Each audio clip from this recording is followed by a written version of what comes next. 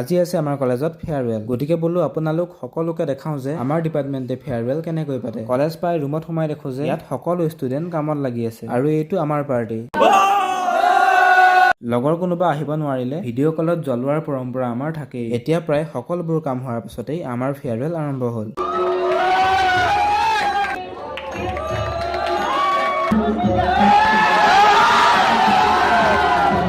এতিয়া আৰম্ভ হ'ল নৃত্য প্ৰদৰ্শনী।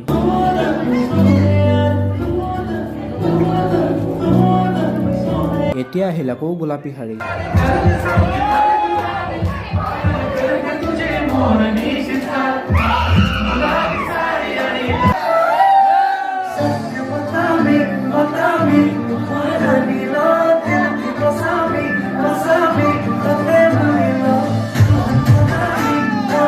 এতিয়া লাঞ্চটো কৰি লৈ আজি ব্লগটো সামৰিছোঁ। লগ পাই আছোঁ নেক্সট ভিডিঅ'ত।